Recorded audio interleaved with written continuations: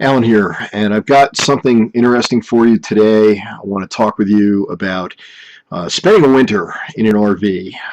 You may have seen some of the videos earlier in the year showing off my RV. Well, now it's the beginning of March. It's around March 5th, and well, it looks like the weather's starting to break. But even last night, it went to about 10 degrees below zero. So it has made life interesting. So as recently as last night, the water outside froze up. That's partially my fault. And the cable is out, which may or may not have anything to do with the weather. But it's been a long winter. Starting in December, we started seeing sub-zero weather. In January, the lowest observed in this area was about minus 35 on 2 or 3 nights in a row. And daytime highs were near zero, even during the middle of the afternoon. So keeping the RV functioning was a challenge. Some of the issues that I ran into, and I've got some video for you outside the RV so you can kind of see how I dealt with it, included the water freezing all over the place at every location you can imagine. It included the levers for the gray and black water tanks freezing in position, so they couldn't be operated. It included the refrigerator dying on me. Believe it or not, it needed what was called a winter kit, and we thought that the whole thing in the back, the cooling unit, was shot. It included the bay doors freezing on me. I mentioned the cables out, and the truck ended up, diesel truck, not starting when we got into that super cold weather, and I bit the bullet and purchased a block heater. That was a $500 repair. The refrigerator ended up being a $500 repair too. So it takes a different mentality. I don't want to say it takes somebody special. I'm nobody special. But it takes a different mentality to survive through all this, because you have to realize not only is the weather outside kind of extreme, and I don't know the extent of any damages from the winter because I haven't tried pulling in my slide outs. I haven't checked the roof. I haven't looked for leaks. It's a little too early for that. The melting season is just beginning. Looks like tomorrow we're going to be in the mid-40s, and it looks like Thursday we're probably going to be up around 50. So it's going to feel like summer. But you also have to realize you're in a small town. And when you're in a small town, things don't happen all that fast. The refrigerator took the better part of 3 months. It's the way it goes. The cable has been out. It'll be out. The water in the campground comes and goes. Most of the time it works, but pumps fail, pipes freeze, and when that happens, sometimes the water leaks out all over the place, not immediately next to me this winter, but it leaks out and the water pressure goes down, and then the campground owner has to get on it. We've had entrances closed to various parts of the campground because the snow just got ahead of us. And again, nature of the beast. The upside, 6 miles away from some of the best skiing I've ever done. 6 miles away from a mountain that if I don't want to drive there in the morning, I walk out the door and I hop on a bus. Not a bad deal. Bus is free, by the way. Bus runs anywhere from about 5:30 in the morning until 2:30 in the morning. So it really accommodates, and it runs every few minutes. The mountain, phenomenal. Great ski area, great people, great ski school. That's what I've been doing all winter, in addition to my online business. And the whole concept of being location neutral is really a neat concept. I like being location neutral, and what I mean by that is I like having business online where I could be anywhere. This summer, I'm going to travel just a few miles away, go to a state park, be a campground host, shore up the RV for next winter, and before you know it, next winter will be here. I don't expect the snow to fully melt until early May. I'm hoping to be able to pull out of here around May 1st. I'm hoping to be able to get into my summer spot at about the same time. It's only 25 miles away. But if I can't, I'll make other plans. I'll stay here a little longer, or I'll do a little traveling if I can get out, tour around, and then come back and go spend the summer up at the state park as soon as enough snow melts. A couple of winters ago, the park ranger told me that come Memorial Day, or a week before, the campground hosts had to dig their own way into their spots. So I don't think we're going to have that much snow.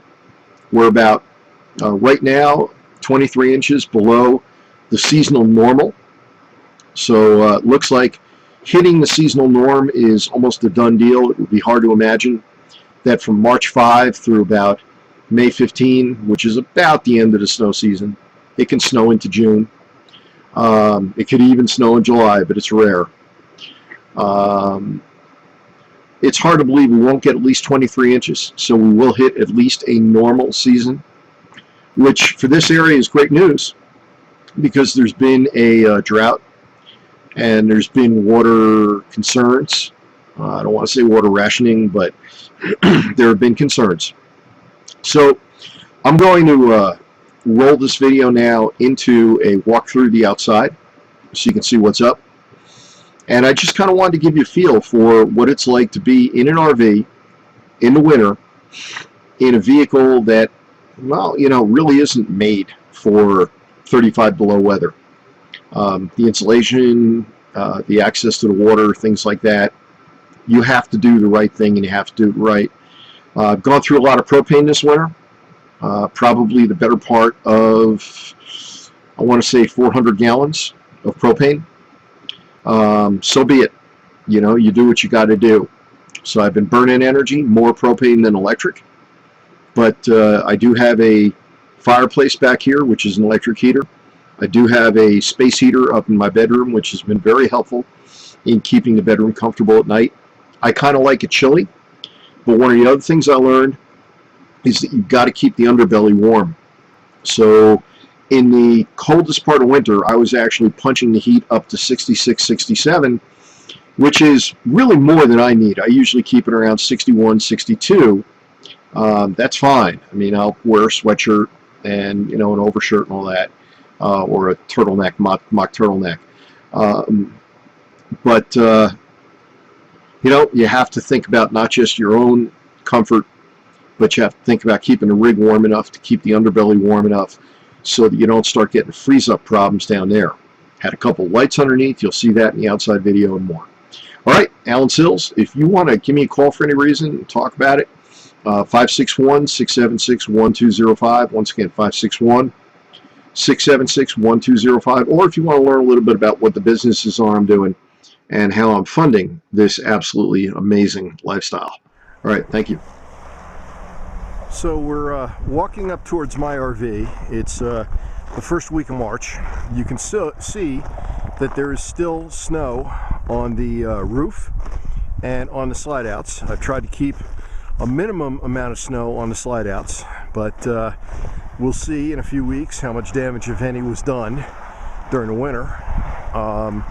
The RV is still pretty much encased in snow. We're coming up on the sunny side of it, the south side.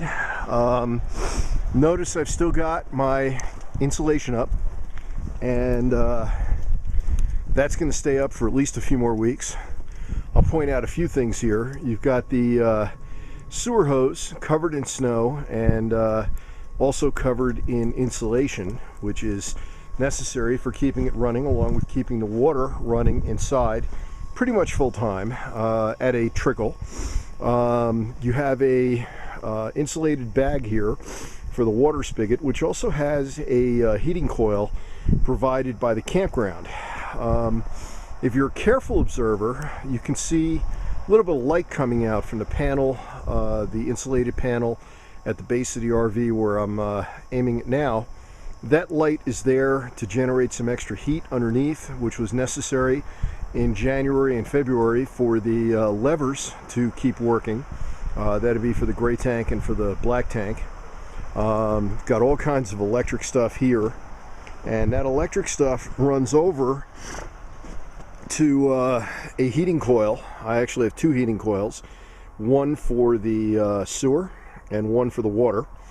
The heating coil for the water is entering right there where you see it. You may see the light on right there, and it wraps around the water hose, which then has styrofoam wrapped around it, goes underneath what we're walking on here and comes up right here where again it's still under the snow.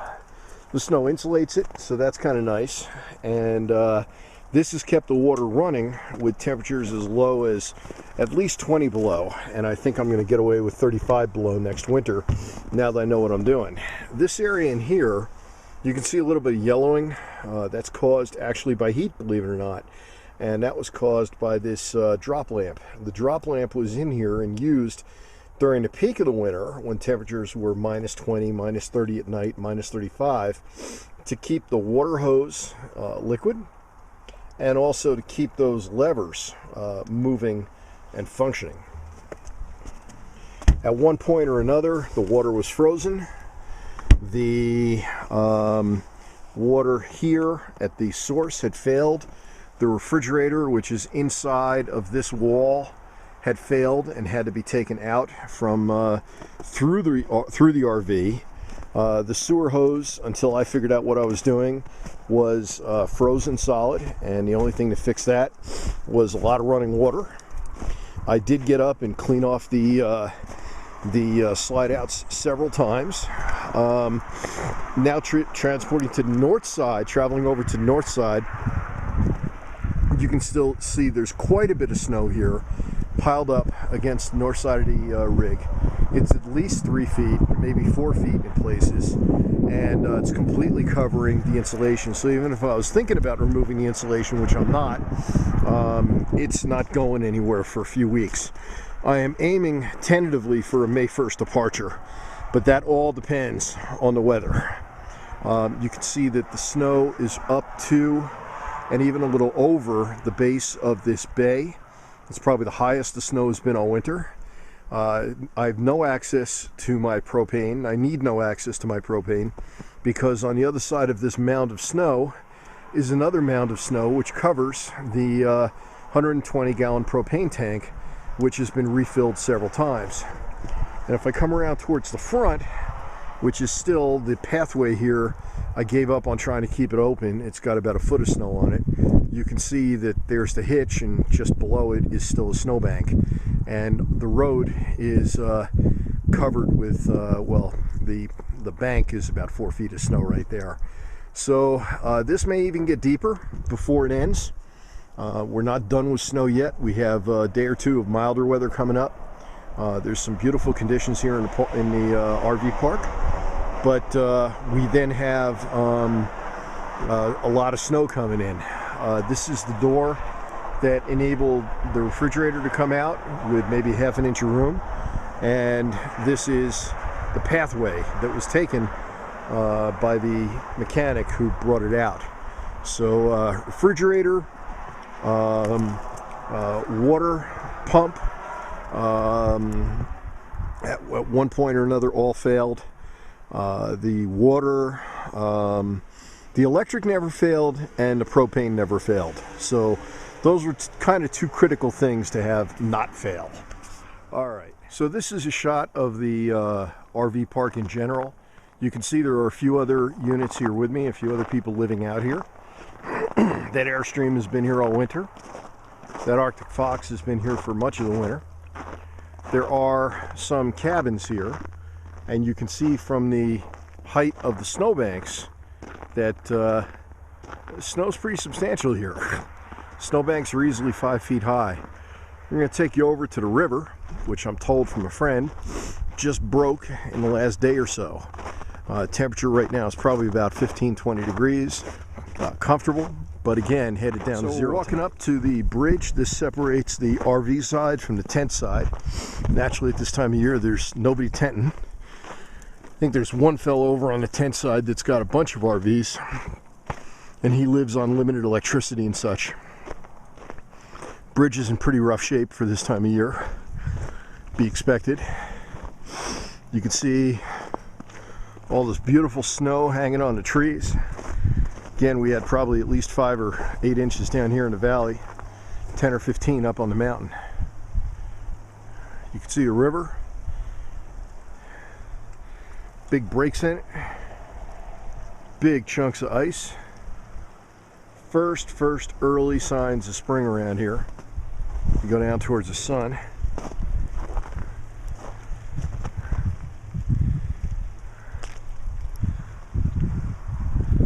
And it's just a little breezy, variably cloudy, some snow showers moving through.